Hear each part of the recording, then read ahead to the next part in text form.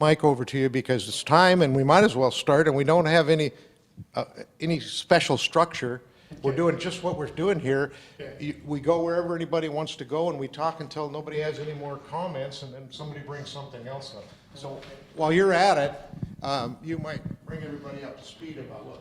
Okay, I'm one of the people down on the new proposed bike path down there. I'm down on the point, and 5 other homes are slated for potential buyout, and 12 other properties are slated for requests for easements, but the 5 are in the paperwork for the contract. Doesn't call for a partial easement, it calls for total acquisition, which is what got me screaming mad and got me on the news and everything else. And anyway, there are some discrepancies on the proposed plan as far as tidelands being over, building over what's called the mean high water line. And the mean high water line is anything over 10 feet. Now, the reason that makes it easy for the layman is barnacles won't grow over 10 foot level mark, 9.2 I think here in Sinclair Inlet, but the barnacles can't grow because after a week or so the tide won't get that high, and then the following week it does. So that's what's considered the mean high water line. And according to Mr. Dorsey, the whole bike path won't be built on anything lower than the mean high water line, the rock wall. Now, when you get down to the 1800 block, down by the Blue Goose and between the Sixplex and where trails used to be, the seawall goes 2 feet up the wall. So, and you were saying probably that they weren't allowed to build out over the water. And if that's the case, then the closest that bike trail could be is the edge of the existing seawall. That bike trail would take the whole entire lane in front of that child's daycare. And according to Mr. Dorsey, the game department has already signed off. Now, I haven't confirmed that. I've talked to the game department. Well, I've called in for the game department. I haven't got the response yet. They're right here in town, so I'm going to go hammer them because there are a lot of people that wanted to do this and that to their bulkheads and everything else, and were turned down because they had to either get a variance, because they were below the mean high water line. So all of those people that were turned down that were below the mean high water line have a legitimate gripe with the game department if the game department has signed off, and that might need to be reversed. But having said that, that doesn't mean it cannot be built over the water. I put in my dock, it was about 10 years ago, but things still haven't changed. There's no eelgrass there. It can still be done. And like I was talking to the mayor here, a piling on either side of the house would alleviate the parking issue with the 5 homes. And if the cheapest house of the 5 houses were $200,000, that's $1 million. And Mr. Dorsey had hinted towards going to the feds to get more grants. But do we really have to do that? Just because we can take government money from the feds, does that mean we have to do it every time? Isn't that what the whole issue with our government shutdowns and everything else? And I am for the bike path. And if there's some grants out there, and working with the grant that we do have, I'm for that. And there's lots of ways to make that bike path work. Of course, the biggest and easiest one is the property that the city does own across the road from my house, and it can also alleviate some issues with Ocean's property, the greenhouse, the other side. But there's plenty of room on the upland side too for a little bit of movement on the road, which is going to have to happen. But I'd like to see the city council just come down and take a hard look and take a look. There's a lot of room if they get onto, is that well number 10 there? Yes. Okay, if they go on to some of well number 10's property, being that, and I know they have big hopes for well number 10. If they go onto that property, then that leaves more property on the point. There's a lot of room now. If you cleared it off right now, you could park a half a dozen cars on there now, on the very point of Mitchell Point. Go ahead. I was gonna say, just if it's anything like our well issue down in Shelton, there is like a 200-foot diameter around any wellhead. Yeah. It won't record. Oh, okay. There's a 200-foot diameter around any wellhead on a community well that you cannot have any parking, so I don't know if that would go with the city's well, but for a private home, it kind of totally destroyed our waterfront property as far as building, because when you take 200-foot Are you keeping notes? out of a, It is a significant, I know with setbacks on that, there's still a significant amount of property there. yeah, Yeah, it would have been better to move that wellhead, a little farther in, but it is still ways back there.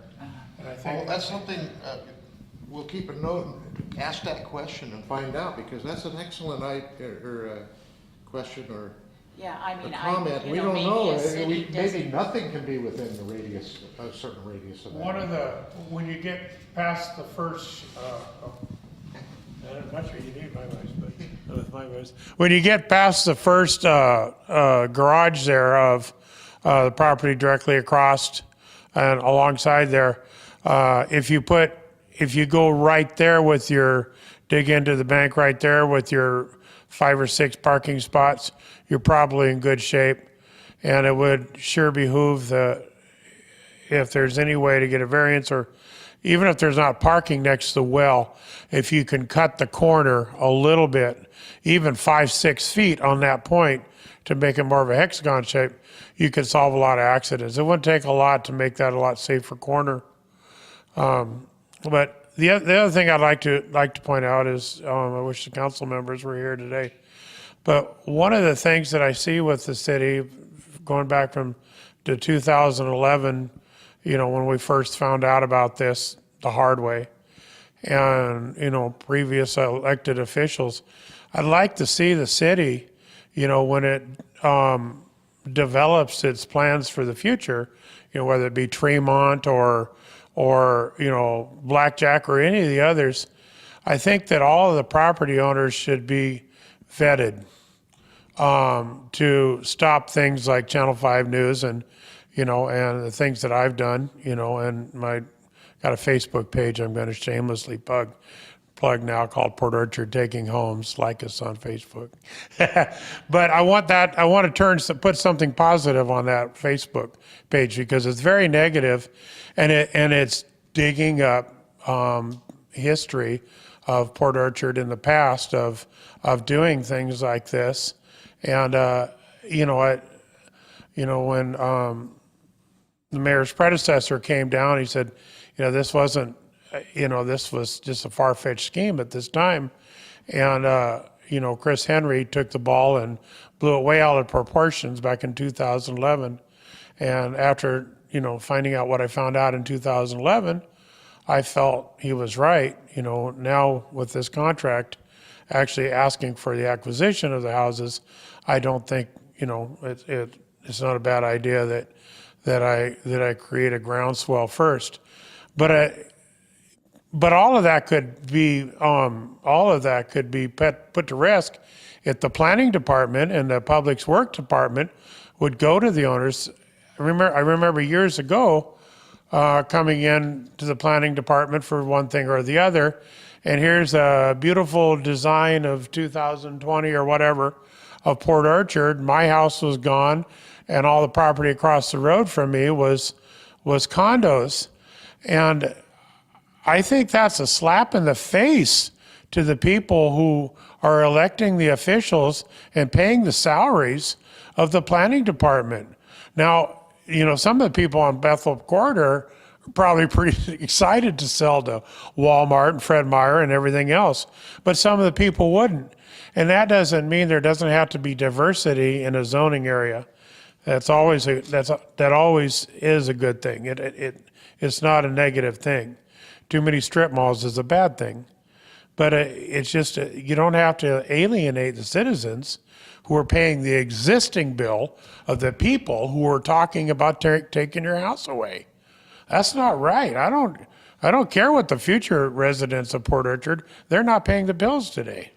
You raised a couple of questions, a couple of comments, and I wanted to tell everyone, we do have a Facebook page for the first time in history.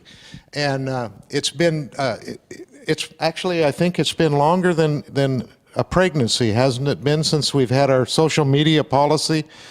Almost a year we've been giving birth to this Facebook page, and it's not been easy at all. It's went on and on and on, but we do have one. It's very limited because we're taking baby steps to make sure that we, you know, when you're a city, you have the public records angle that's huge. You know, it can be very expensive if you make a mistake. So our public records officer, the attorney office, they're working hand in hand to make sure, to the best of our ability, we don't make any mistakes that goof us up with public records. So, but I am very enthusiastic that we'll be using it more and more as we get used to having a Facebook page. And there'll be other social medias we'll add to this. So I think that answers one of your questions. Going forward, we should do a lot better job at getting different lists going of people that are interested in this or in that or in whatever. So, and I do want to talk about a shameless commercial. If you go to cityofportorchard.us, and there's a place to check that you want all information on our website, and we'll start giving you any and all information that we create. So that'll help too, getting information. And then of course you can delete what you don't want. If there's a lot of stuff on there, just delete until you see something there that attracts your attention. So those two things might help. Yeah. There's a new councilwoman coming on, and I've had 2 meetings with her. Beck Ashby is her name, and she's been very interested in getting an expanded process where the public is involved, stays involved, where we actually answer the public, we being the city, especially the council. So they're going to be working on that, I hope. And that will help too, because there's been a lot of cases when the public is asked an opinion or ask a reason, why the reason for that was, and there was no way to have somebody answer them. And so they're going to be working on that, I believe, with the public's support and help, I hope. Yeah. So. Well, the transparency issue is one of the things I was concerned about because, my voice need it? Okay. The transparency issue I was concerned about because, you know, $250,000 to this organization up in Edmonds for the purchase of the easements and the property. That could have been a whole lot less. I mean, I understand it's good to have a middleman, but still the transparency of it wouldn't have cost that much to send out, you know, copies of even the design. To this day, I've never seen the design other than what Mayor Coppola had brought me, which showed parking spots across the road, had brought me back then, and that wasn't only until Chris Henry, you know, had brought it out in 2011. But after that, there never another word. Whereas, you know, for that kind of money, that's 20 grand a month to these idiots in Edmonds. Excuse me, I shouldn't have said that, but to these guys in Edmonds, whereas 17 property owners, you know, could have been confronted and said, look, we want to make some adjustments to your property line. Maybe some of this will benefit you. You know, maybe some of this can be done for free. When I traded with the city before, I didn't get any money. I traded property and paid $5,000. So, I mean, the city didn't spend a dime on me, you know, last time. And, you know, that's fine. I'm not looking to see if I can't get rich on this scheme. Otherwise, I'd be saying, yeah, let's put a platform out of my house. Some of the people, will want a platform, probably willing to sell for a platform. Well, and then one of the things that I found out 2 years ago, and I've been learning ever since, is nothing is ever as smooth and as easy with a government doing than it would be if a private business was doing it. And the group that's doing the easement acquisition, one of the reasons we had to go with a firm is because if we were to do this project with the federal money, we've already spent $300,000 to make, it is a federal project. That's one of the requirements, that we don't go out and do our own easements on that section of it. It has to be a reputable, licensed, and then they have a whole bunch of criteria for that. So that's one of the reasons we went with those folks, because basically if we were going to continue to try to keep the project federalized, we had to, it was one of the requirements of the. But do you think that in the future, it could be a city policy to let property owners know that you want?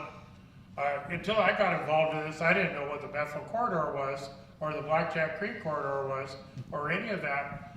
And you put too much information out there, the general public just says, I don't even want to read it. But if I lived on Bethel Road, or if I lived on Tremont, or had a business on Tremont, then yeah, I think it's more than fair. Voice is loud enough, it may carry to the mic. I think it probably to the moon too.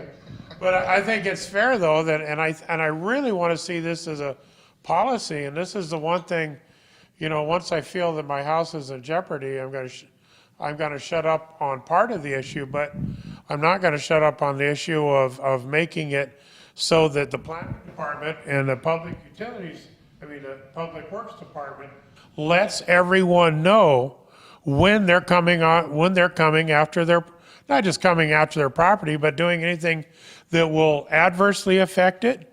You don't know. The week before this came out, I may have been thinking of selling, or I may have been thinking of moving my stepfather in, or all sorts of crazy things, only to find out I might be getting bought out. But we should know. It should be should be the policy of the city to let the property owners affected know what they're up to. Does anyone else have? Yeah, I don't want to dominate. We don't want to monopolize the whole. I was going to say, I think that one of the problems is, I go to all of the city council meetings and the study sessions, and when I saw you on Como, I sat here, and just the lack of explaining to the people what that was happening. It didn't happen in the city council meeting. It was just, I don't know if it was, I think it was on the regular part of the meeting, not on the consensus part. But there was really no discussion on that. Like you said, I thought that was kind of a dead thing from 2 years ago. And then all of a sudden to see you on, and they're trying to take your homes. The way it was presented to those of us sitting here, it was just another contract being set out and not a whole lot of explanation as to what it was for. And so, here I'm watching Como in it. But I think that's one of the things that I've been more frustrated about is I'm not seeing it's being done behind doors, but I think that the council kind of lobbies and discusses things, not where there's 2 or 3, but maybe on the telephone or something, so that by the time it gets to us, a lot of their minds are so made up that it doesn't matter if you sit through a hearing. It's like people are talking to the walls. You watch the faces. Their minds are so made up by the time it gets to us. To me, I think the hearing should be before anything is, and get people involved at the start, but not to have the hearings. They're the very last step after they've done all of their work, and most of the council, by that point in time, they think it's silly. It's one of my frustrations, because they're not listening to what the people say. The only people they really listen to are people that they think have power, and most of us don't have enough power. Thank you. First, I wanted to to verify, there's a couple things I'm not sure I'm understanding. The 250,000, is that to do a study to determine which way the path is going to go, or are they actually working on acquisition right now? Is acquisition? Ooh. No, that's a misconception that the media has produced for us, that we're taking the homes. That's just one of 4 or 5 options, and there may be more options. We're not sure. They're supposed to go out there and they're supposed to interview all 16 properties. And the idea of this right-of-way agent is to come, would you be interested in giving some right-of-way for this trail in the area that, well, just like behind West Bay, that property owner allowed that trail to be built without any cost to the taxpayer on his property because he saw the value of that trail being on his property. And so it was built, it was created there, and it didn't cost anything. And we built it largely on 20-foot easement on West Bay property. So that the agents are out there to see what is available, what people would, and they will come and interview you, and they'll talk to you about it. And then the idea is to let the council know what are the costs, what would be the cost, and we were talking millions if it was acquisition of everything that they would want. It would be millions of millions. I mean, it wouldn't be millions of millions, but it'd be many millions because it would go all the way around the point. Worst case scenario, would, be lots of property. But that isn't what they're going out to do, is to buy that property. But they may say, and I think they may, at the end of the day, come with some other plan that doesn't even include any of those properties. It might cross the road and go along the landward side, and it may stop at some point and not even go any further down there. That's another possibility. So. Yeah, the media ran with that because it seemed like it was, exciting.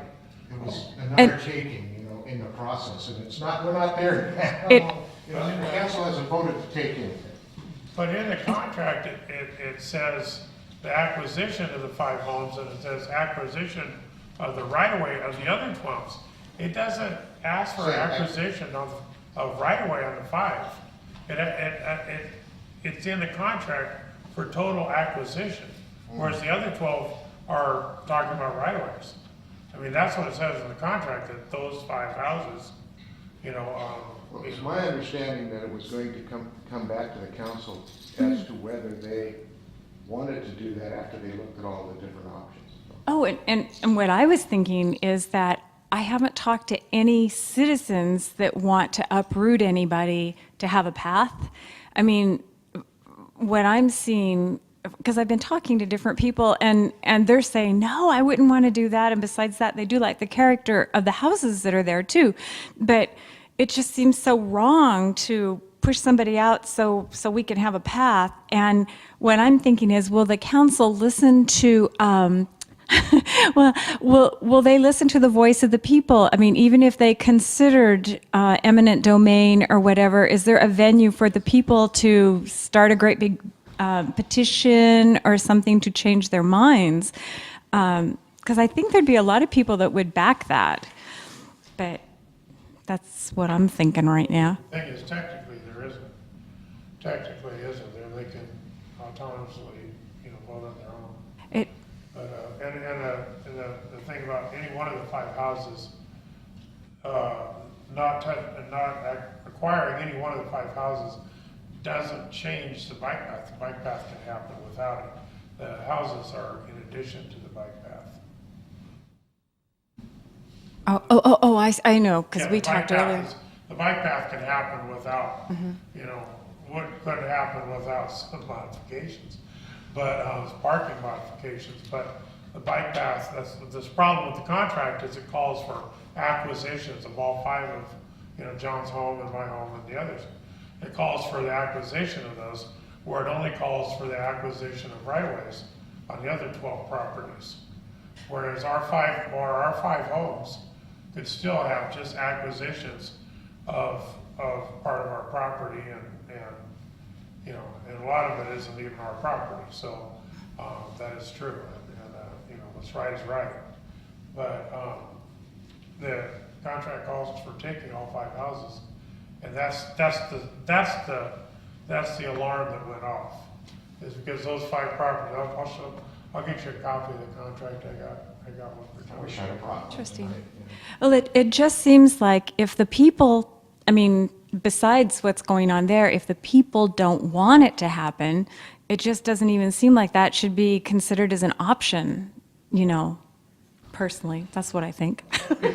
Some, being playing devil's advocate, some people certainly would want it, you know, some people wouldn't care to those houses, but some people would like to see the waterfront look like the canal all the way down the line, and not that that's the line, but, I mean, some people would see things that way, you know, so some people would think it's wrong to take my house, but others think it's nice to have waterfront. Councilman Chang, hi. Just came from Seattle. Thank you for being here. Would you like to say a few words and then I'll. Hi, I'm Fred Chang, and I did not plan to speak. I came to listen. But the only thing that I'd like to say to Lessa is, and I'm not speaking for the whole council. I'm obviously speaking for myself. But I think part of the thing that I'd like to point out is that I think the council as a whole has this concept of the pedestrian path, and it's going to go a certain way. And the contract that Brandy talks about is on the website. It was in the council meeting where the council approved it. So that's all public. And there's a lot of details. There's a lot of details in there. It's not hidden. But the concept, as I understand it, was basically the path. And what I'm hearing now is that one alignment did have everything that's laid out in the contract, but that may not be the only way to get the path done. And the council, I would say pretty comfortably, never dreamed that, oh, we want to take these 5 houses and then put a path. It's sort of like, well, they believe that a really good alignment for the path would involve, it might be easier if we did acquire the houses. So it's not that I'm excusing eminent domain in any way, but it's not that they went out of their way to say, we're going to take these houses. And one thing that I'm actually pleased to hear is that, you know, the property owners are taking notice, and that other people are taking notice, and they're saying, well, is that the only path that we have? I personally don't believe that's the only alignment, but I'm one of 7. I don't know if Tim's talked about the condemnation process, which we're not even there, but condemnation is something that you may, if you've watched the council, you've probably seen how decisions are made with a simple majority. That is, out of 7 council members, you need 4. There are certain actions that need a 2/3 majority. I forget all the actions, but one of them is condemnation. So you would need 5 out of 7, or 2/3. So it is a much higher bar. It's harder to do. There aren't things that require the unanimity of the council, but that would be closer to it. And I would say that it's hard to do. But I think the discussion is very relevant, and I think it's all good. And I was really pleased to hear that I think it was Randy or some of the people in the neighborhood said that they do like the path. They just don't want to go through their house or something. I want to be right, I want to step out my door right onto the path for that matter. I could probably do. I think one of the things that you need to look into is with your plan of maybe building parking spaces out over the water is, I think that Mark is, what came up years ago was that they don't want cars crossing over that's why they want your homes. But to me, your homes are more important for tourists than the bike path will be, in my opinion. It's the quaintness that people go to Gig Harbor and Kingston and Anacortes and, you know, as a tourist attraction. And that's something that aren't in a lot of places. So to, you know, knock those down. That's one of the issues I haven't talked about tonight that I'm concerned about, because that's the part that does get my blood boiling. Because playing devil's advocate, if all 5 of our houses were condemned or what have you, all the way from the entire 1800 block, house to house to house to house is driving over the bike path, just like the Burt Gilman Trail. I lived on my boat over in Seattle for a little while on the Burt Gilman Trail, and it doesn't change the fact, yeah, maybe our 5 houses can't drive over the roads, but those 5 are certainly going to drive over the road. So it's not going to go away just because our 5 houses go. It's just going to be 5 houses left. So to take anything less than a dastardly, stand for, cutting us off because we can't drive over the trail.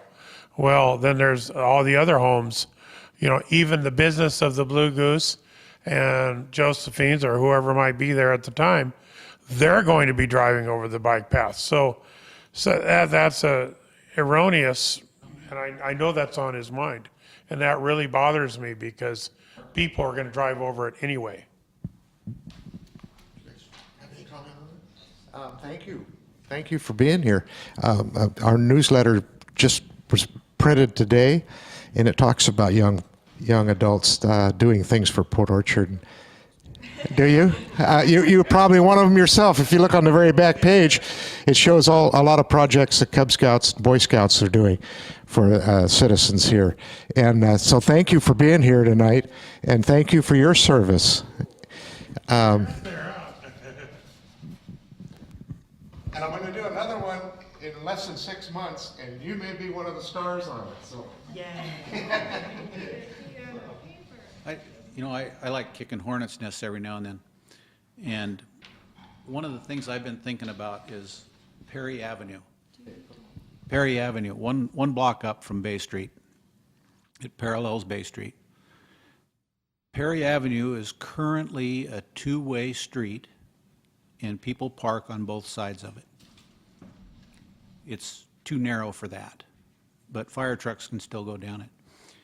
If they made Perry one way going out of town, it would allow everybody on Perry more parking, more room, and then make Bay Street one way coming into town, take a half a lane for a bike path or the path, and park everybody on the other side of the street. They don't have, it wouldn't cost the city hardly anything. Just some lane striping and a curb so people don't run over people on the bike path. But no harm, no foul. Just another idea. I know people on Perry won't like it. What did you say? Who wouldn't like it? The people on Perry Avenue wouldn't like it.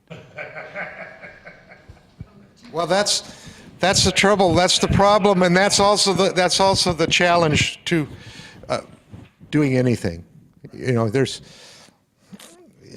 somebody's not going to be happy with it, but that's a pretty mind-boggling solution. You wouldn't have to move anything. You wouldn't have to move the road. You wouldn't have to buy any easement because one lane would be usable then for the bike path. So, what a concept. That isn't actually kicking hornet's nest. That's good. yeah, except for the people on Perry. It's. I guess you could take, even though it's a right lane, left lane issue, you could do a car study to see which is more busier, coming into town or going out of town, and put the ones. One way or the other. Yeah, put the ones, whichever way is busier, put that down on Bay Street, and the least amount of cars. And on the flip side of that coin too, if people didn't like the drive up on Perry, they wouldn't do it as often too. I'm on the scenic route, I know that, but they might not do that if you went. You got a pretty good existing road going up to Perry on the Port Orchard side, and then you could come down up between the Annapolis storage and go out that way, and certainly solve that issue. And you wouldn't have to pay for very many easements, that's for sure. But just figure out which way is the slower lane. If you went out of town on Perry, then you wouldn't have any crossing traffic. That's true, and I think it's more inbound.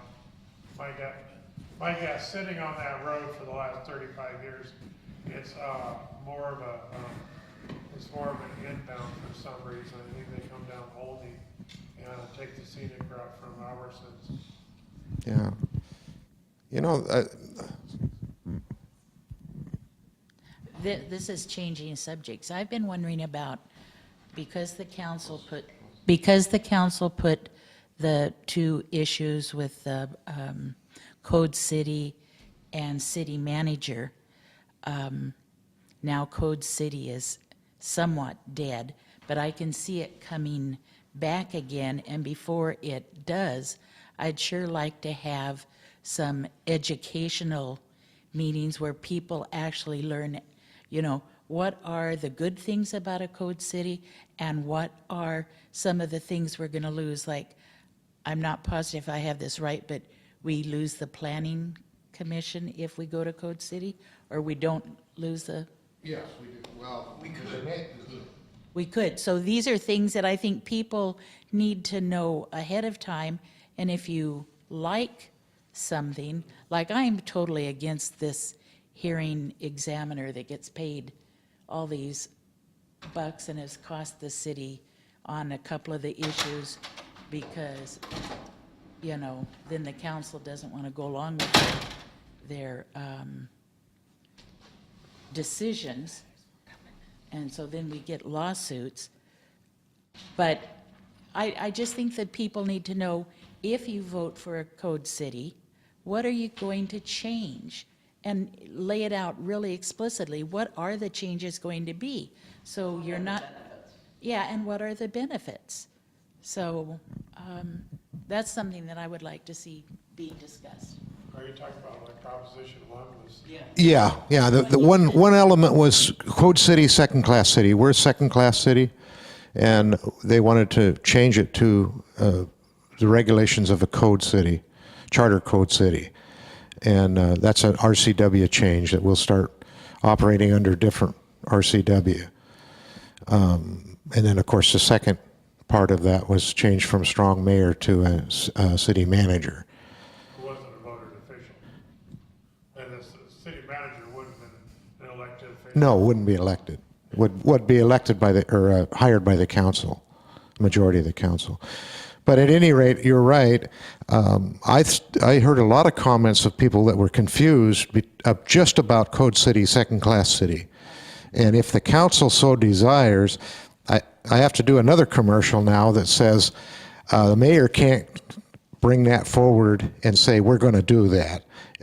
Council has to agree to do that, to look at that, and maybe possibly with the idea of once everybody has all their questions answered, they could in fact put just that aspect of it on the ballot next time. Well, I can imagine that, it's going to return, but I think we need to know it isn't just, oh, it's good for us.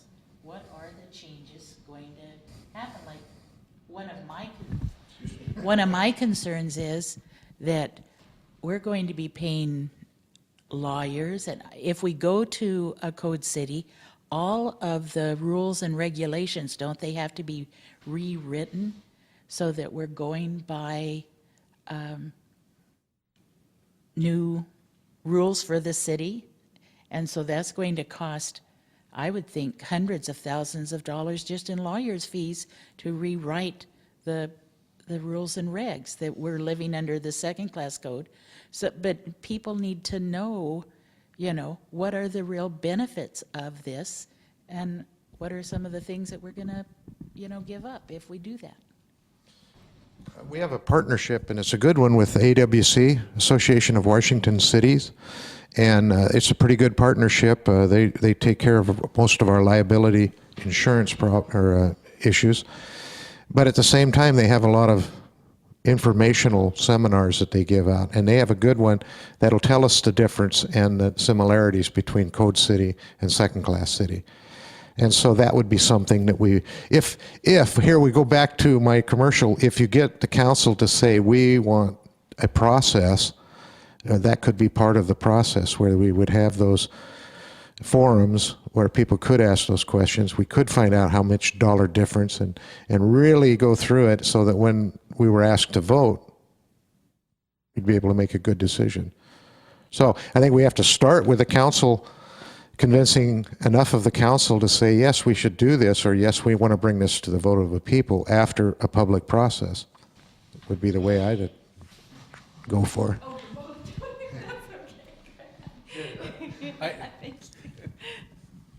I'm personally, I'm a little tired of Proposition 1. It wore me down. But I'm on a different subject. Should I be on that subject for right now? Well, okay. You've got the mic. You can Okay. Early on, when you became mayor, you caught a lot of flack for talking about a ethics manual or whatever. The council gave you a lot of flack about that. And in May of this year, the council passed an ordinance that changed a building code from 5,000 to 10,000 square feet for sprinkler systems. Or from 10,000, I don't remember. Yeah. Anyway, in June, at one of the meetings where Proposition 1 was up for public hearing, there were 4 members of the Home Builders Association, HBA, that came and spoke to that issue, to the issue of the change in code ordinance. And 3 of the councilmen spoke to those individuals in depth, and one of the councilmen said, "I've got it, we will change it tonight," during the public hearing, or during the public comment period, when, according to all the rules and regs, the public is supposed to comment and sit down and be quiet. During the then we went to public hearing, and we had the public hearing on Proposition 1 issues. A number of people spoke to the council with concerns and questions about Proposition 1. The council sat silent and ignored, said nothing, acted like they were ignoring. I don't know what they did after hours. And then after the public hearing was over, we went to the business agenda, and there was an added item on the business agenda to change that ordinance back. Okay.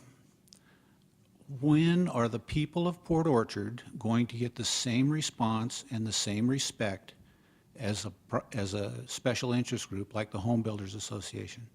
It's not a knock on the Home Builders Association, but it clearly shows that there's an ethics problem. And I think for the city, I think it needs to be addressed. Special interest groups were addressed 2 meetings ago, again, during public comment. But the people, when they have a question, get nothing. And that is, it's rude. Not that we're not at times rude ourselves, but it's rude and it's unethical. That is an ethics problem, because the city council are representatives of the people. They're not civic leaders, they're representatives. And when they do things like that, it's just unethical, and it needs to be addressed. This is bouncing back to what we were talking about before, but it's also connected, because if we wanted to have that informational seminar from the AWC, how would we motivate the council to do that? How would we let them know that we want that?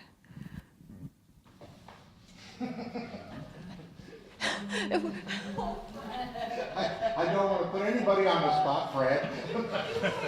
I'll come sit next to you. Okay, so the question is, how could we get the council to initiate discussion on Code City? Is that the question, sort of? Right. Or not Code City, I think or it's more, if it comes up, how do we get the council to answer our questions? that's a good question too.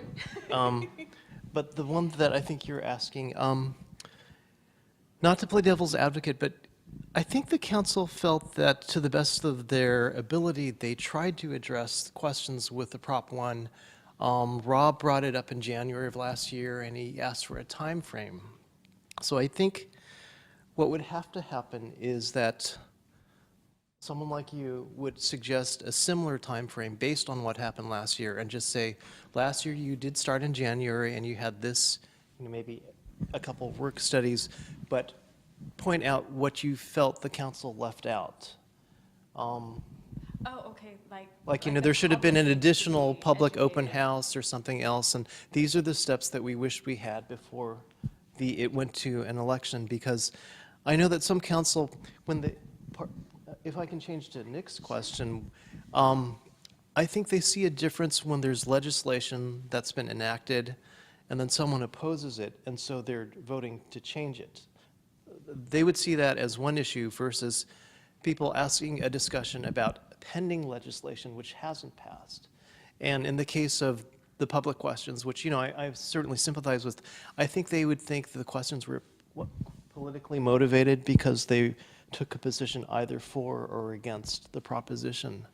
So I don't know that that's the best comparison, from a technical point. And I understand the feeling that there are certain groups that get to speak at a work study, and we address them, and we call them out of the audience. We ask their opinion, like the HBA and the Kitsap Realtors. And then we apologize to them because we made the legislation without consulting them. And an ordinary individual does not get that deference. I can't excuse it, but I'm not sure how you change that culture. With the ethics manual, for example, I personally work for an organization that has one. I see it as being helpful to know the things that are considered good practices, like, you shouldn't use public resources for personal gain. An example would be renting out the city hall when it's empty for a party and pocketing the change. That would be absolutely unethical. So to me, an ethics manual points out really obvious things just to let people know that they're working for the public and shouldn't use any public resources for private gain. I think most council feels that they already know that. They don't need anyone to point it out to them. And it's been hard because, to pass something like this, you need 4 council members. If I propose an ethics manual, I'm not sure I'd even get someone to second it at this time. So I think if I were, and to me, it's sort of a back burner issue, but one thing that is, if you bring up an example, like this is what the state does, it's 30 pages, can the city adopt something like this? That might be a better approach than saying, we want an ethics manual. They have no idea what you're referring to. I was just going to put that in, that most other government entities have an ethics manual from the federal government on down. So for our city not to have one is, I think that excuses are being made on that issue. It needs to be there. Well, I agree, but I think what some council would say is that, well, we're different. We're not the federal government. They need it because, we hate them or whatever reason. But I think a better answer would be Bremerton has one, Bainbridge has one, Paulsbo has one. We're the only city in Port Orchard that doesn't have. I don't know if this is true, but that to me would be a stronger argument. Well, probably. And that's one thing that we do look at when we say, like, who has a Facebook account? It's like, does the county have one? Does Bremerton or Paulsbo? So I think Port Orchard doesn't always want to be at the forefront of something new, but if we're behind, that's a really good way to, tell them, like, oh, everyone else is. You don't want to be the first ones to, understand. One of the questions I have, Oh, hang on just for a second here. I have 5 copies of the contract here for those that, and it is on the website. And if you need more, the printer's making more copies. Yeah, so I actually take it, if there's a spare, I'll take it. I think there's a couple. I'll take one.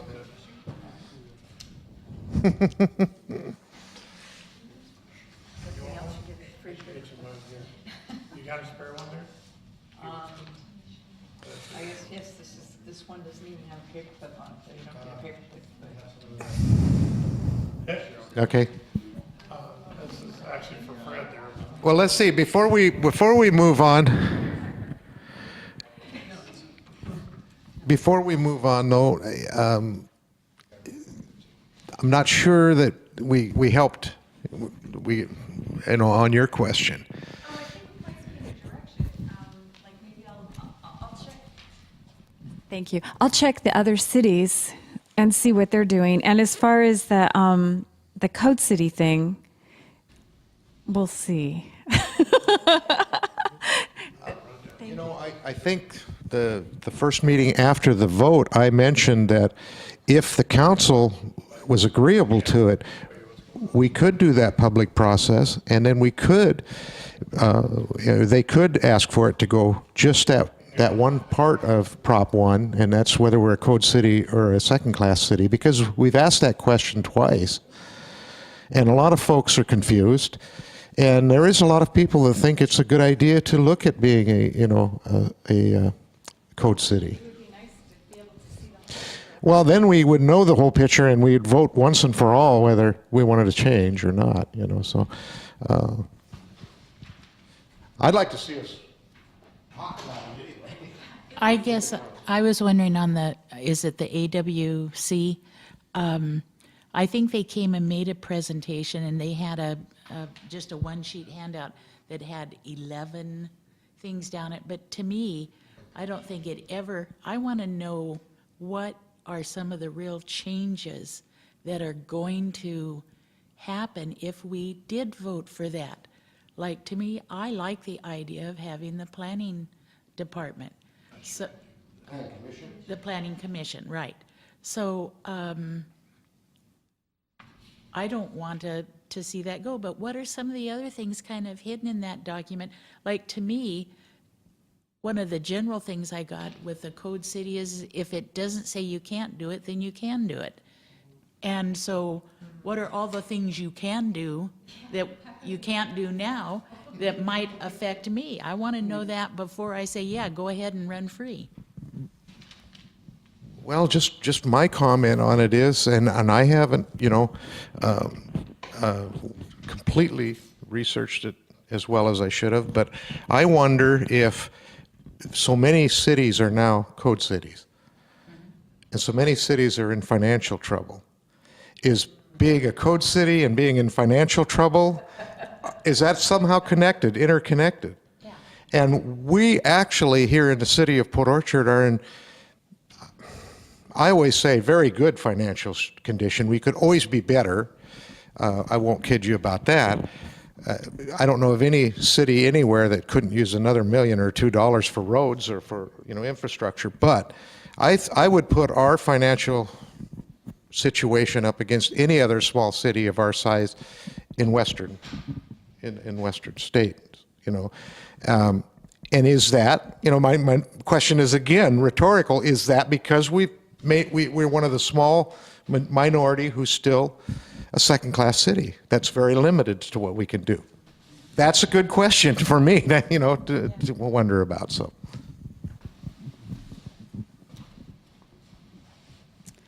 I asked my husband about the Code City because I really don't understand it all completely, and he, in his job, he's had to work with different cities and different codes and everything else, and he was saying that. A code city just brings in more bureaucracy. What is that word? Bureaucracy. Bureaucracy. And that it really isn't to a great benefit to be a code city. And like you said, that bringing in those bureaucrats or whatever would maybe deplete the funds or whatever of a city. Why have all these extra people if they're not really needed? They're not really benefiting the country, but I don't, or the city. But like I said, I don't really understand it completely, so I can't speak with any whole bunch of knowledge until I do some research on it. But that was just his quick comment on it when we were voting on Proposition 1. thank you. Okay. You want to change the subject, or do you have anything that's on your mind? Not right now. Maybe as You look like you have a comment. Okay. I just wanted you to direct you. Oh, I see you can't. I can't read that. I don't know if you can read it either. I could read it when I was writing it. On the city's website, I was showing the navigation because we have 8 records that talk about city reorganization and reclassification, including the Code City Handbook. I'm just gonna be, That's you know, the- Vanna yeah. White. It says, Okay. City of Port Orchard, us, government, and then city council, changing the plan of government and city classification, and then there's 8 documents. So you kind of gotta go stair-step your way through here. It's about 4 clicks off the main website instead of 1 or 2, but we might be able to add one to the front page again. It probably was on the home page under new items. But there is some information there, and maybe what we could have is we could have a workshop or a meeting and sort of walk through what some of them are not relevant anymore because we're not doing the council manager, but the others, they do talk a little bit about the Code City, so that may answer some questions. And it might be helpful to collect questions and then ask the council to create a frequently asked questions document or answers to these questions. So, No, Austin, do you understand Code City enough to give us an explanation? I was present when we had the presentation from the representative from the AWC, and I saw it as sort of a 50-50 thing where there were some benefits and there were some, I didn't see a great, sort of the glass is half full versus half empty. I personally saw it as the glass was half empty, but someone else pointed out that, well, it could be half full. And I thought, okay, they're both valid viewpoints. Jerry has a really good point where I think we would be able to abolish the Planning Commission. I don't know if that's something the council would have to do or the mayor would do, but that would be an option because currently we're required to have one, I believe. I personally like the Planning Commission. I feel I grew up with it. It's a great way for people to hear issues regarding land and zoning and to hear from neighbors and peers. So I approve it in that sense. But Jerry's also right that a lot of things the Planning Commission do are now handled by the hearing examiner. When we changed the hearing examiner, it was sort of a trial basis because we felt that it would allow developers to get their, help me out here, their permits or their applications heard and vetted. Yes, faster than a group that only meets once a month for maybe 3 hours. You would have a special professional, I hate to use that word, but that's a paid person who was an expert. Does it for a living. Yes, and the council sees that as revenue neutral because the applicant generally pays for the hearing examiner costs up to a certain point. So a good question might be to ask, how are the city revenues regarding hearing examiner? Has it all been paid for by the applicants or is the city holding the bag on some of them? Well, I was just wondering, you've had several lawsuits over, Talking about the billboards?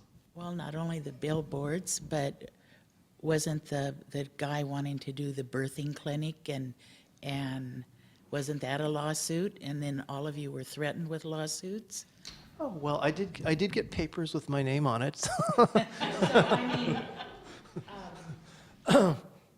I think that some of the decisions has cost the city in lawyer fees and having to, I don't know if they had any financial, because we don't get a lot of that information, paying these people because of whatever happened. I don't know if the city paid them, but I do know that several of the hearing examiners' decisions have, I feel, cost the city because they didn't want to go along with it, so they countered, and then that gave rise to lawsuits. The council said. I hear a really good question here, and one way to get it would be to submit a public records request. But if you were to do that, I would ask you to be very specific on what you'd want. You're asking for records that show the cost per year of the hearing examiner, something like that maybe. And Yes, I agree too. But on this particular issue, we've never talked about it. I don't think you and I have. But I was on the Planning Commission when we did served as our own hearing examiner. And the problem that I saw was meeting once a month for just 3 hours, and some of those meetings were a lot longer than 3 hours. And none of us were necessarily trained to be a hearing examiner. And that seemed to be problematic because sometimes we would get into the weeds and start talking about how tall the shoulder on the sidewalk should be, or street trees, when our hearing examiner will not do that. He's a professional. I think he comes from Tacoma. He doesn't have a vested interest in any way here, unlike the Planning Commission lives in the city and the applicant is doing something in the city. I like that 7 degrees of separation, if you will. And the hearing examiner is a business person who goes right to it and knows the law and cuts out all the other stuff. Now, as far as lawsuits go, there's no guarantee. The best hearing examiner, best attorney can still get you into a lawsuit. It just depends, you know. I mean, that's the nature of doing a business as a city or a county. You're going to be sued, no matter what. So I mean, and a few of them you'll lose, and some of them you probably deserve to lose. Some of them you don't, you know. So that's a question. But I kind of like the hearing examiner for that separation. That there's less chance of all the parties to, you know, have some kind of connection. That's just my thought. The only thing I would add to that is that, having been on the Planning Commission, I think there's nothing wrong with lay people, you know, neighbors hearing from other residents. And I remember as a planning commissioner, we were more concerned about the quality of life in the city. Mm-hmm. Now, the hearing examiner, and it's not because he doesn't live here, because theoretically he could. It's just that he's going by the laws that we have and the way they're written, and if they're written well. And so he's much more constrained in that sense. Some things the Planning Commission may do may not be supported by the ordinances. I think their intent is certainly, you know, I think the intent is great, but they're not as hampered by restrictions. So, but moreover, I would just say that I don't see the council going back on the hearing examiner decision. They liked what happened at the first trial here, and I think that it's probably going to remain that way. I would assume so. Before you came here, Fred, we were all talking about, or I was talking about, the idea of talking about Planning Commission and the Public Works Department, letting property owners know ahead of time, some way to let property owner knows ahead of time what the city's interests are. Could an ordinance or even a city policy be created so that if a property owner, say Bethel Corridor, Tremont Avenue, Blackjack Creek, or the bike path, or any other future projects where a property owner should be notified to let the cities know where the city could actually come to us, if somebody could come to us and let us know ahead of time, this is kind of the way we're leaning, or like I was saying before you got here to bring you up to speed, came into the city planning department 10 years ago, and my house wasn't on the map, and condos were across the road from me, and Bethel Corridor was the strip mall. But I think all of those people should know that that's what the city wants for the future, because if you own a home on any of those proposed projects, you should know that the city doesn't want your home there in 2020 or 2050.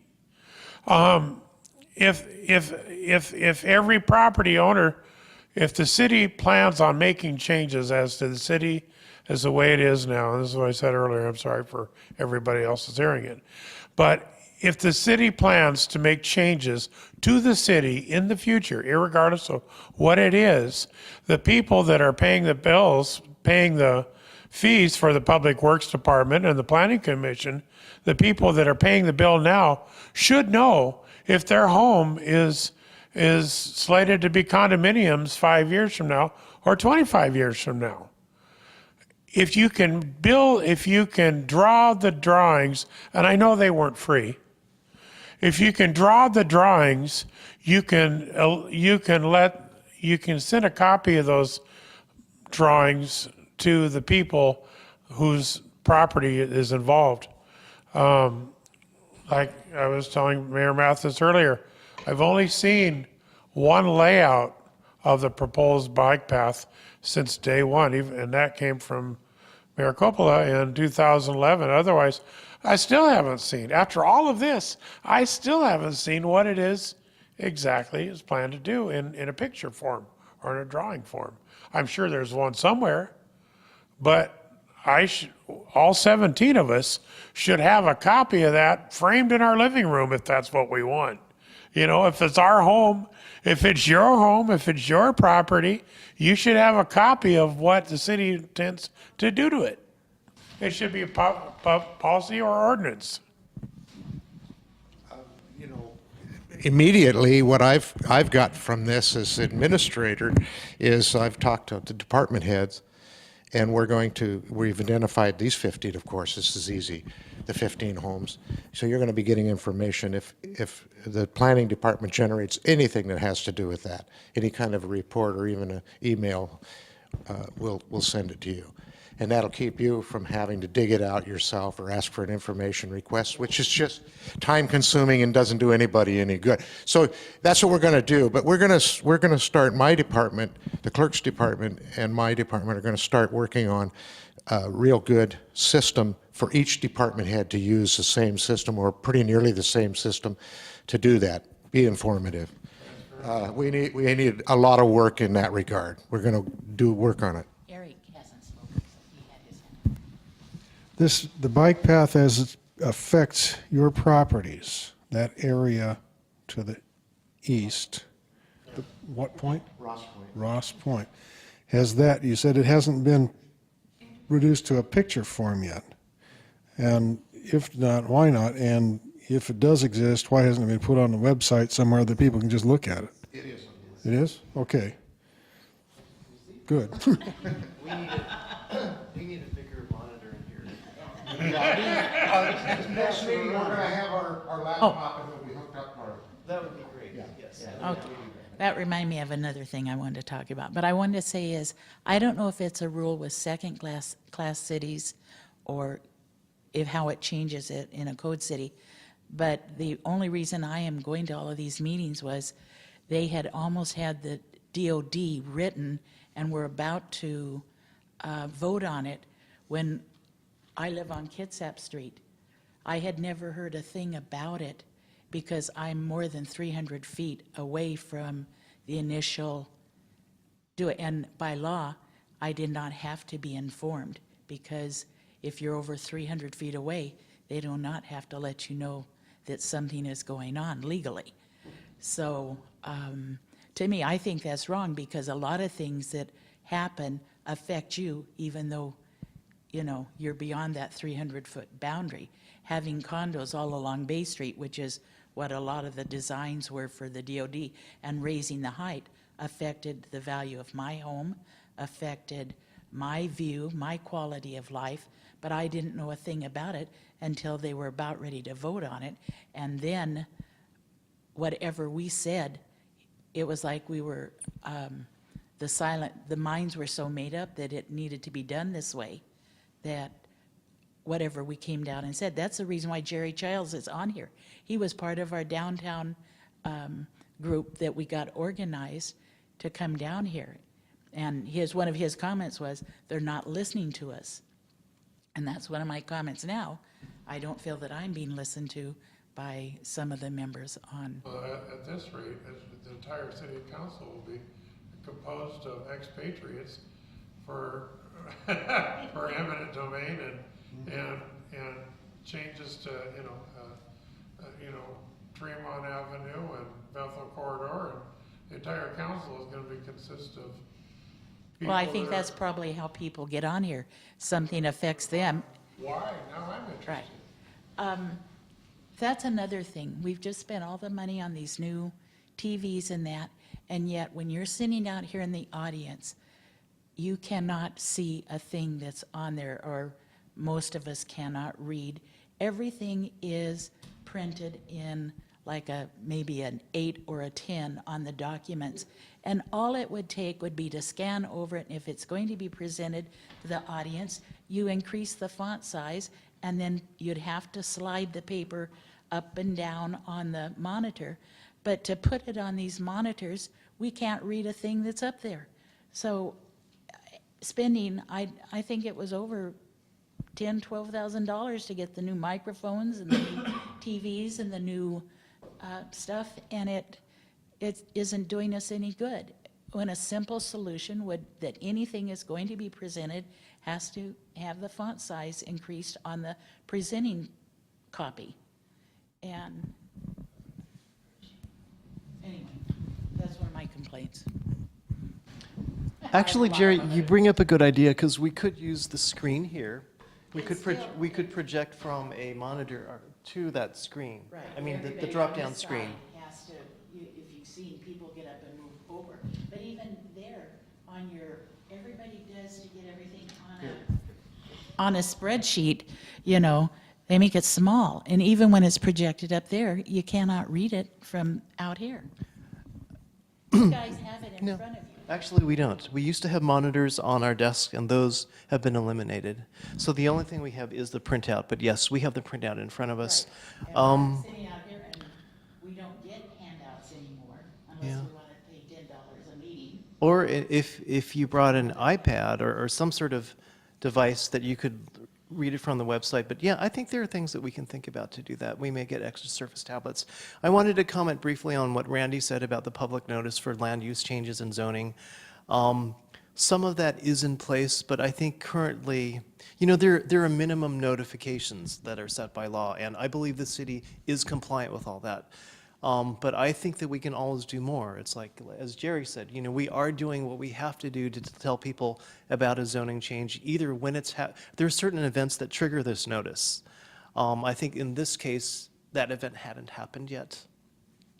So you got early notice, which is nice. But I think in her case, I've also asked council, like, can we increase the notage area from 300, which is required, to 1,000, say, or maybe wider? And in some cases for major projects, I think council would say, yes, we'll send out a postcard.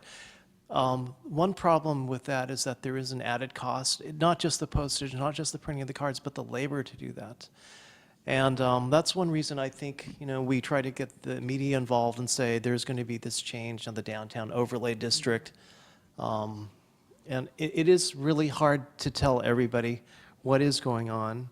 But I think that's something that we're improving and we're always trying to do. It's like, you know, not everyone gets the Sun or the Port Orchard Independent. Yeah, right. Not everyone reads them if they get it. So it's like, Even public notices are terrible, because nobody would want to, nobody but people that are looking for foreclosure is going to sit down and read all those. And I do think, but yeah, you know, I think it's worth the cost, at Wait. least to the property owners, direct property owners.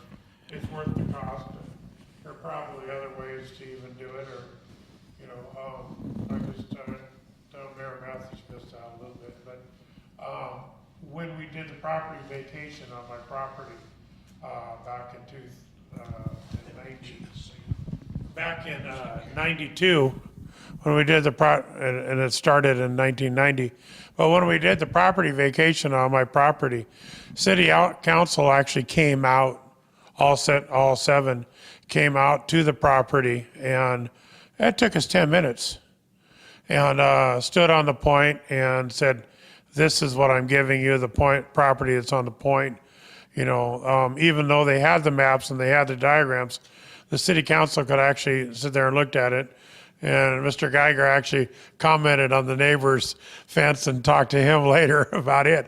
But it was really valuable, and it certainly, with all the hubbub of this, 10 minutes of the city council down there would do the job. But I think it's worth the effort to talk to property owners involved ahead of time and get them involved. Some of them are for it, some of them are against it, but it creates less hassle than what's happened in the last month.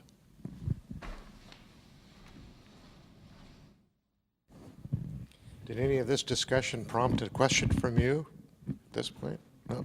Okay. Anybody else? Another subject? I'm sorry. Wore that one out maybe? We can go Right. to another one. Well, it's another one as far as communication.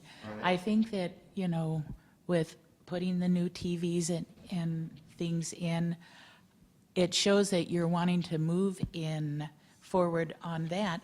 But one of the things that I think that would really benefit our town is to have a reader board, I would assume electronic, out on the front of City Hall. And I know there's some ordinance that you don't want electronic things in the downtown, but all over the state, you drive by and you see electronic things out on the highway.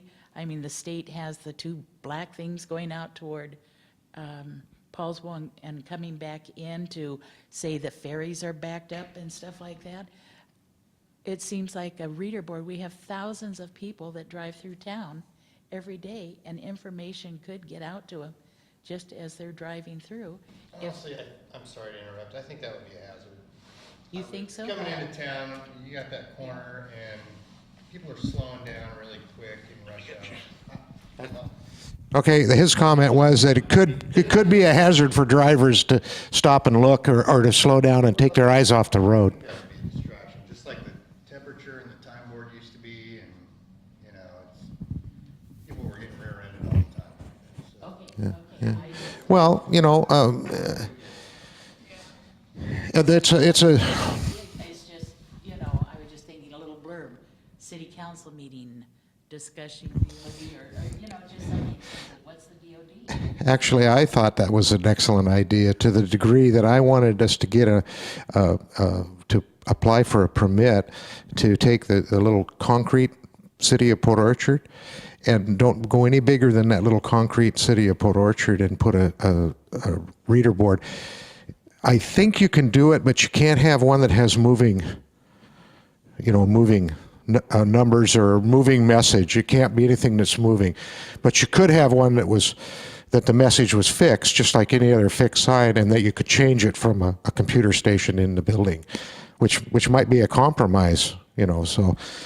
But you could change it, maybe 3 times a day, or you could say fathoms today or whatever, and do that sort of thing. So maybe there's a way to compromise. But that's okay, because I've got something else. Well, I've been percolating an idea, and I just wondered if anybody had a input on it or anything like that.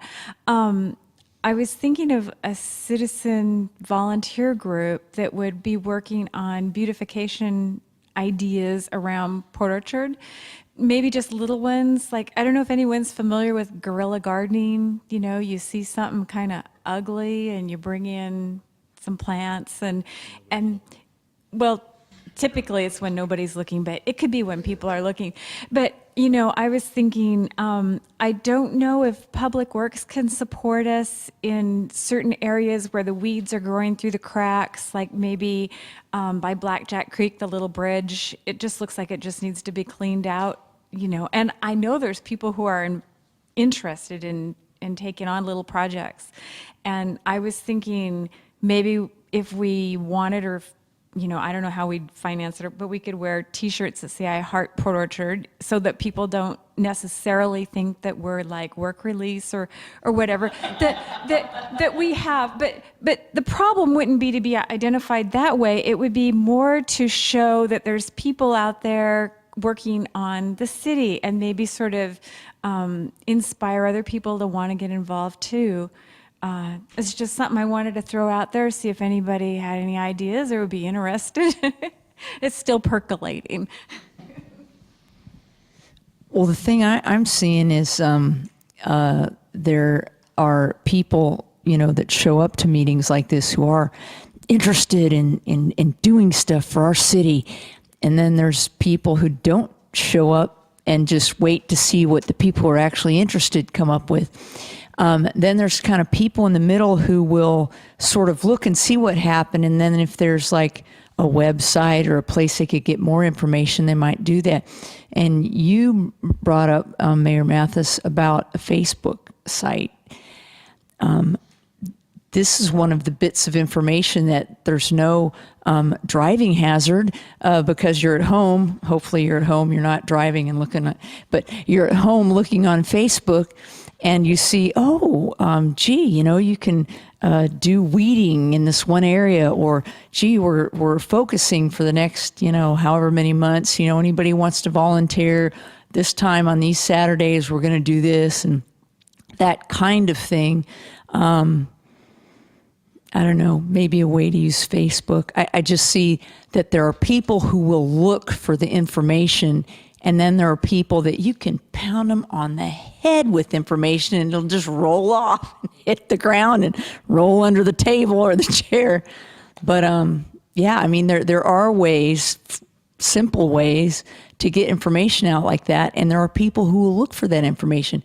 And then once the people who are looking for the information start doing stuff, other people that have to actually see something before they get it will be like, wow, that's really cool. Yeah, I'll do something like that. Anyway, an idea. Yeah, good suggestion. I don't know if you folks have met Janine, is over here, and she's one of our clerk staff, and actually she's the front door gal that you see when you come in first, and I'm so glad she is, because she always treats everybody with a friendly smile and a lot of information and a lot of help. So you may not get the answer you want when you get down department line somewhere, but you'll always be treated very nicely with Janine at the front desk. But how many hits did we have? Do you remember?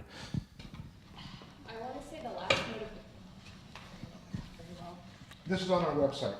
Yeah, I believe the last notification, they had almost 400 likes on yesterday, I believe. And I think it said I don't have Facebook, so I know Rhiannon and Brandy in our office are really good at this, but I guess there's 2,000 likes, if not more, that have been on the website. And we're getting a lot of feedback that it's actually getting out to a lot of people. It's a good way to get information out there as well, so. And we're just starting. Like I said, we're taking tiny steps. We're not getting too big for our britches, so to speak. My grandma used to say, we have to start small. But it could be exactly what you two guys are suggesting. And Brandy is the one, and Rhiannon are the two actually doing the website. So you could call either one of them, make that suggestion, and say, when and how can I help do something like that, or help get something on our web, or or Facebook that way, because I think it'd be really cool. New subject? New subject, okay? New subject. You read the mic. Well, I'm Eric Gonnison, former and happily ex-candidate for city council. But in the meantime, I've been coming to these. This is my third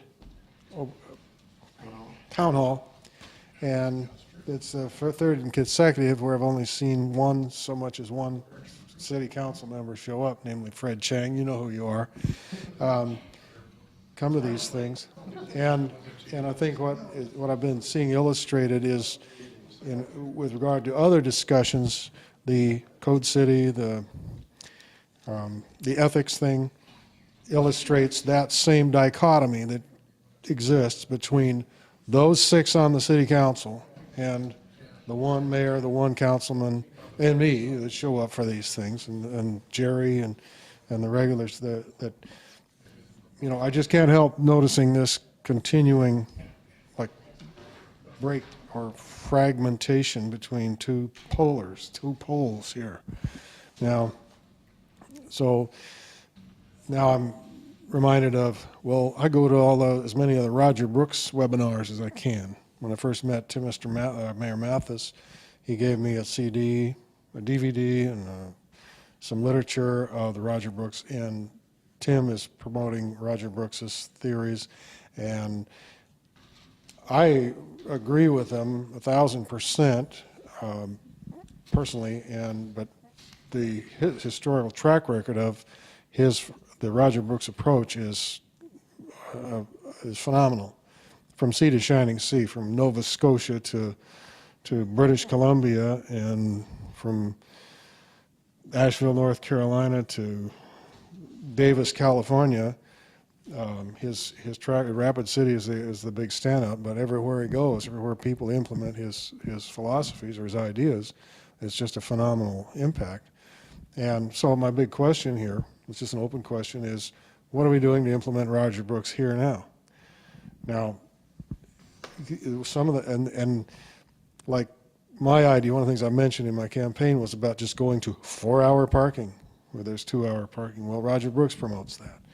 And in one of the towns that what they did instead of giving tickets to people was give them a little pretend parking ticket to say, you can't park here for more than X number of hours, but there's plenty of all-day parking or longer parking just around the corner or such and such place. So it's like because like he said, like I was saying, is if somebody gets a parking ticket in this town, they just feel that much less welcome here. And so, but what he does is, and everybody should be getting to these webinars. I mean, I'm just saying, but I can't help but notice that the other 6 members of the city council never show up, either here or over at Bremerton, where Larry McDonald is putting them on. Okay, at the theater on 4th Street over there, Seafountain, yeah. And so, and these are things that are almost like no cost. In terms of the value added that his ideas results is almost no cost. You can do these things, and it just excuse me, brings back the downtown. His focus is on downtown, and you know, I'm going to say I personally feel this, I sense this, but that the heart and soul of the town is downtown. It's not scattered hither and yon on the latest annexations or what have you, or subdivisions as they spread out from downtown. It's downtown where you need to focus. And I just can't help but want to reiterate and find out, well, what are we doing to implement his philosophy in the town of Port Orchard? Try to quickly answer that.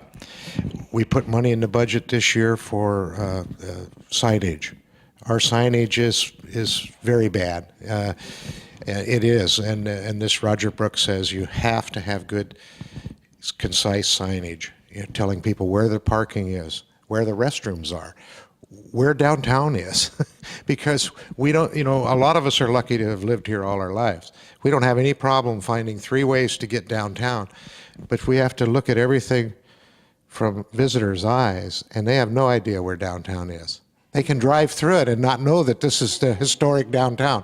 So wayfinding signs are one of the things. Now, the council did help by approving $20,000, I believe, in our budget. We need 60, but we've got 20, and 20 is a start. You know, and in this day and age, I was glad it didn't end up on the cutting room floor of that 20. So we have a start, and we're going to see how far we can go with that. Unfortunately, with all city projects, all county projects, all government projects, planning is the first thing you have to do, and that's, you see the very least from planning.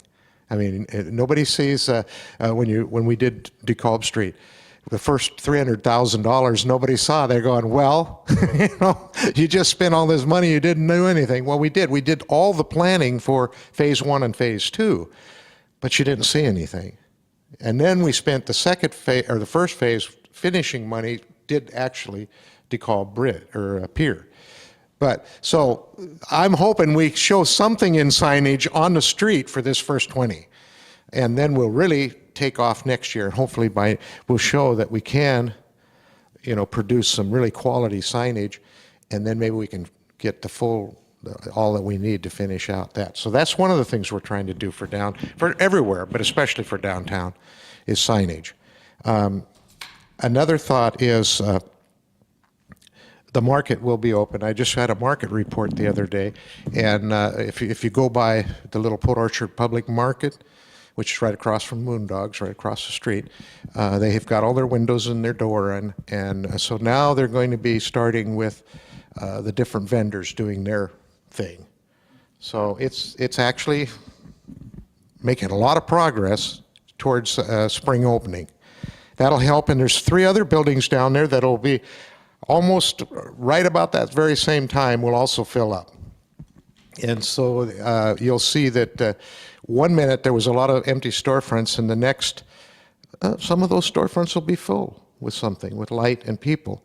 I don't think I'd be spilling the beans when I can say that the bakery has been leased, and it will smell fresh baked goods coming out of there, I hope, within 6 weeks. But I don't know for sure. I mean, it's private business, so it'll take them a while to get up to speed, but it won't be long, and there'll be a bakery back open again on Bay Street. So that's going to be very exciting. There's still a couple buildings, though. Everybody will still be asking us next year, what are we going to do about Myrie's on the corner? And that's still in limbo. So I don't know how long that may be, but I'm pretty sure sooner or later it's going to get settled, and that will also, be full someday. They're not going to be reopening Smiley's. I have no idea what it might look like, who might even be opening it and what they might do with it. I don't know. It's still kind of in legal limbo right now. Thank you. Where the fire was down by the old Mexican restaurant, those awnings there, is there any venue to mandate that they pressure wash them or anything like that? The owners of the building? It just looks like it'd be an easy fix, and it looks pretty bad just on the street level. Any way to put pressure on them to clean that? Well, I think that, I understand your concern, but having been a restaurant owner, I get, one person's taste is not another person's, and I understand where you're going. It might look like hell, but he's a private property owner who's got bills to pay, and I hate to see that's when it becomes a city versus a citizen. You know what I'm saying? It's not open anymore. No, I know, but somebody owns it, and somebody would have to pay for it. That's what I'm saying, is that as a property owner, when you're mandated, by the city to do something cosmetic, it's kind of ugly. What I'm trying to say is there an apparatus? Your voice isn't very loud. Oh, thanks. Is there anything available, even from a volunteer standpoint, if the owner would go along with it, that they could use a pressure washer or do something down there? I just wonder if there is. I like your thought pattern. I've thought about that a lot, and in some cases it would just be really easy for me to get my home pressure washer out and go do something like that. But I'm always told, no, wait a minute, you can't do that because you represent the city. And if you broke some glass or you punched a hole in it, any of a number of things that could go wrong, that might go wrong, then by doing that, you've accepted the liability of it. And the attorney and everybody else says, don't do that, Mayor. I see your point, though, because there were simply volunteers that repainted downtown. It was a bunch of people that decided, hey, we can do this. And so, yeah, some individual citizens bought stuff, but then a lot of people who just knew how to, move paintbrushes did it, and, we were the better for it. And I see your point. Is this one of those kinds of things? I don't know. But you still have to remember that people own those buildings, and they have the right to say yes or they have the right to say no. They might accept it. And that's what happened with downtown. There were buildings that, hey, we want to look exactly the way we are. Do not paint us. And they didn't get painted. So I guess if somebody said, anyway, just wondering.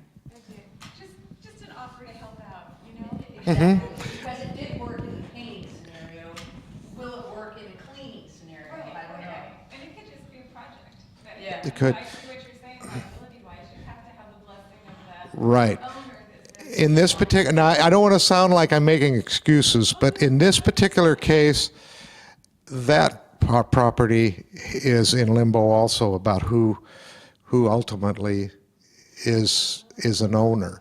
At one time last summer, I had contacted a company in Gig Harbor that was taking care of that property and had some authority, was going to give me a key, and we were going to put art in the windows, art and colorful things, just to have something in the windows. And then a couple of months went by, and I kept contacting him. He was going to drop the keys off, and I finally got a hold of him, and he says, "No, they've taken it out of our hands, and now it's in a judge's hands." So, and then it all fell apart. Nobody was going to give us a key, and I'm kind of, it's maybe a blessing that we didn't have a key, because shortly thereafter, this particular guy that would have given us permission didn't have rights anymore, and I don't even know we could have gotten the art back. So it could have been a bad situation. So once again, I say government moves so slow, but has to, because it has to be careful. I was wondering with Elisa's idea, probably 4 or 5 years ago now, but I would drive to Bremerton every day, and I just found the entrance, because they weren't taking care of the center median that they've planted, and the weeds were so high, and I called the city, and I said, well, couldn't we get some volunteers to out there and weed? I know there's garden clubs and that, and the lady, whoever I was talking to, said, absolutely not, it's too dangerous, we wouldn't let you on the property. So just with what would the city's thought be with, the gardening? Well, this was Bremerton. This was, what do they call it? Boulevard Bremerton median. Actually, they may have changed their mind, because I noticed they had a citizens group out there about a month ago that spent, they must have had 35 people. And they had the roads, they had the inside lanes blocked off. They had trucks, they had beauty bark, they had people trying to clean that up. And it was all citizens, volunteer citizens. So apparently, they found a way to do that. But that's one of those unintended consequences of a good idea that isn't necessarily a good economic idea, because that was a federalized program that met all the federal requirements. They needed the street-sized trees and bushes and shrubs, and half of them died, and the bushes got out of shape, and then the blackberries grew up between the bushes, and that federal money was long spent. And there wasn't any maintenance money available, so it didn't get taken care of. Right. And that's what I'm always afraid of with these projects. The unintended consequences were a mess. And look at what finally happened. Citizens had to go in and work their weekend, to do that. So, so. When I called her, it was just absolutely, it's too dangerous. Somehow they managed to figure out how they could do that. Well, I'm glad we got a little discussion on this. One of the big thing, and this is going to be a big surprise to a lot of people, is the effect that the public market's going to have. It's kind of like it's been a long, drawn-out process of Mr. Don Ryan trying to get it going, and it's been sneered at, and in black and documentation. I got proof here from a certain local publication, but the reality is that it's going to by itself change the whole complexion of this downtown. One of the things Roger Brooks talks about is a thing called third places. Third places. Yeah, for human beings. We're getting into a human element here. It's something that I boast of being a liberal arts graduate. When I finally got my act together and finished college, which took me 25 years altogether, I got a degree in history after getting an associate's degree in liberal arts. But the thing that I learned is about people, the people dynamic, the human dynamic.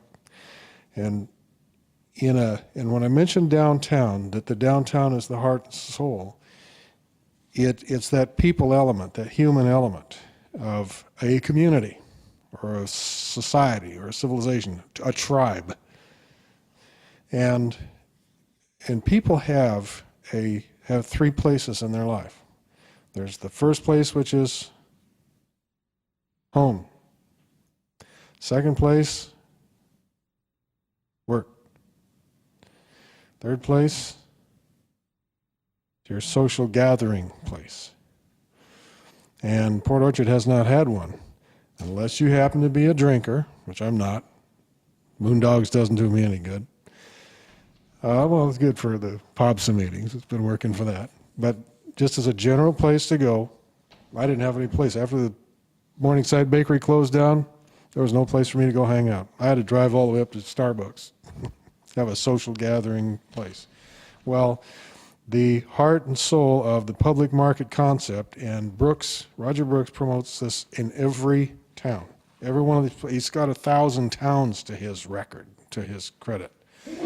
And at the core of it is a third place for everybody, a central meeting thing. And that's what is going to be at the center of the public market, is a plaza, a central plaza. I noticed when I went and spent time in Mexico, the town of Alamos is about 400 years old. And it's got a central place. All these towns are in Magdalena. We spent a little time there. Just these little obscure towns in Sonora, state of Sonora, and in every one there's a central place. The local community has a central gathering place that is the third place for everybody in that town, and they're just the most. I just found them to be happy places. The towns were very friendly and inviting and clean, and I just never got that sense here. But I believe it's going to come back. And so the issues of Los Cabos, the ex-Mexican place, Myri's, the ex-whatever that was restaurant, these things are going to start taking care of themselves when people start seeing the town coming back, when they start to see a life come back to the town with the public market. This is going to blow everybody out of the water. You won't know how to act because this town won't recognize it. So I want to leave it at that. But except that people keep asking me about how come these restrooms aren't open next to the boat launch. I guess that's a Port of Bremerton thing. End of. Thank you. Thank you. You know. To both? Oh. The public market's going to have an indoor element, but it's going to be able to be opened up. It's got a big double garage door. I think it's about a 12-foot garage door or something. It'll be opened up on both ends, on the marina side and on the Bay Street side, and you'll be able to look right through it. It'll give you it's right across from Moondogs, the Rings and Things. It's that building right there. And when it's opened up in the summertime, it'll give you the feeling it's outside because it's also got a big dormer in the overhead. No. It's going to be 7 days a week. 10 o'clock in the morning until 8 or 9 o'clock at night. And it's going to have 20, upward of 40 small vendor booths. Yeah. But there's going to have some foundational pieces that they're going to build on, and one of them is the freshest seafood you're ever going to find in your whole life. I really believe we're going to see people from Seattle coming over here. And you know how I know that? A little birdie told me, but also the vendors have their own clam, beds and everything, and they're going to bring them in fresh every morning. And they're the ones that supply a lot over to the fish market at Pike Place Market. And they won't be doing that anymore. They'll be doing it right here in Port Orchard. So it's going to be, that's just one. And there's going to be fresh produce and many other things there. And like you said, there will be a bit of a gathering area. And who knows what might happen after that. Because we already have our beautiful Marina Park that's a partner with the Port of Bremerton. And so, yeah, I really truly think we're on our way to doing what you're saying. Yeah. Patience. I always tell people, year and a half, really, you know. Of course, when you waited many years, you wonder how many more year and a halves you have to wait. But I think we're right here almost. We're right around the corner. Is the webinar set, I mean, does he set the time for when you have to show it? To me, I've had something on the last two that you've announced. They're like at 3 o'clock in the afternoon. No, I changed them. Oh. Here. Good question. I started at 4 o'clock, and we did 3 of them at 4 o'clock, mainly because I wanted to have staff help me, and I didn't want to pay any overtime, and they were still here on their clock at 4. Now I can do it myself, so then I changed. The last 2 were at 6 o'clock at night, and they were the first and second Monday in December. And there won't be one any more this year. I mean, because it's too close to Christmas. So I'll be getting on the Facebook and letting everybody know. But I believe there'll be Monday night at 6 o'clock. And I'm not sure how many Mondays, 2 or 3 Mondays each month. So would it be easier to get here at 6? Okay. They last about 45 minutes. They're full of information.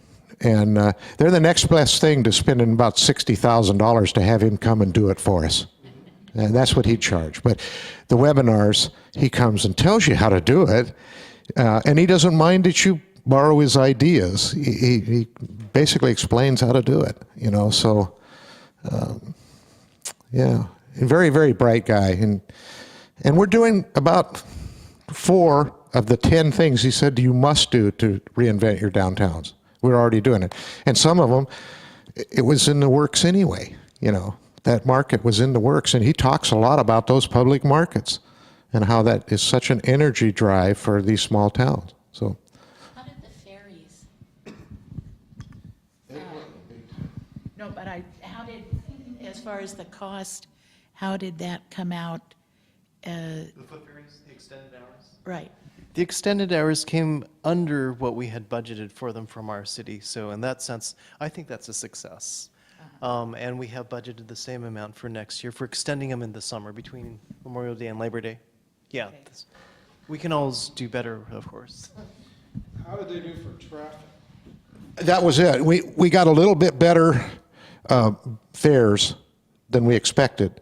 So the amount of money that we had set aside wasn't spent. All of it wasn't spent. So I think we're going to add a few more hours somewhere along the line based on that next year, you know, when we enter that agreement. When the downtown looks like I think we all would love it to look like, I think they'll be almost paying for the, you know, we'll have extended hours every weekend and not have to sub.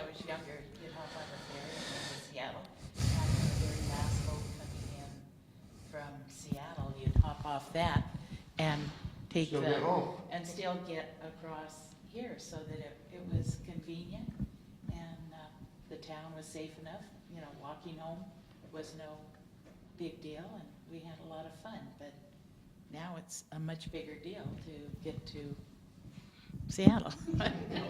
I just wanted to add to Alyssa's ideas. I think it's great that you're thinking of ideas and or questions like how do we get things done.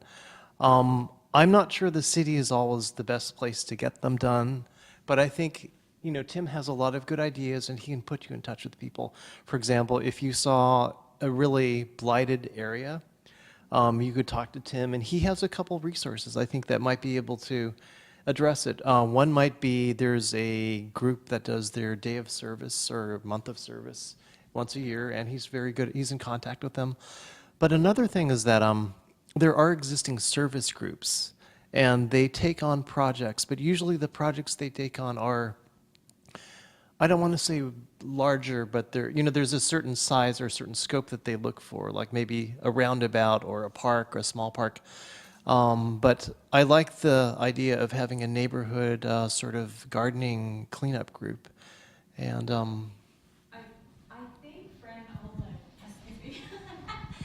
Thank you. I think Fran Olin did something like that, and I will talk to her because I know that she cleaned the overpass there near the helpline. And it seems to me, I want to say that Public Works gave her a couple of cones to put out and some buckets to put everything in. But I'll talk with her, but I could just see that mushrooming into something bigger, just taking on little things, like weeds in the cracks. But it would be nice to interface with Public Works to know what they're going to do, so we're not just doing what they're already planning on doing, and so that we could do things in other areas. So, thanks. Would you like that back? Yeah, Fred, there's large and small projects, and there's always groups looking for them. So I think what we need to do, or I need to do, is start a good record system here so that Brandy and I know approximately the size and what the project is. So when people come to us, we're able to say, well, let's sit down and talk about this small project or big project. How big are you? How small? I think we've talked about it, haven't we, about projects and things. And there's lots of work to do. And at some point, you have to be careful again that you don't, set people up to fail and thereby fail for the city too. I mean, get them in a liability situation or those many different things. But there's still, that probably is effectively Brandy and my job to see that we can put the right groups together with the right projects and do it safely and do it efficiently, and then don't duplicate what we're going to do. So, yeah, I'll work on that. Thank you. And it's about 8:30. That's about 2 hours, and I'll stay as long as anybody wants to stay. Okay, hold on. Let me get this. A while back, and I can't remember if it was at a work study or a council meeting, I think it was at a work study, Nick Bond talked about building a catalog of projects and places to put art and things like that. And it sounded like it kind of got washed over. Is he doing that? It's on the website. The catalog of projects? He had a University of Washington grad student did that for us, and it's about a 40-page document on the website that talks about public art. Mostly we're talking about statues and things like that, and it gives about, I think, was 40 or 45 locations. That even go on and look at it. It's wonderful work. It even gives approximate sizes that different art could be created and placed. And so it gives you, it really tickles your brain to thinking, well, what could go there? What would look nice there?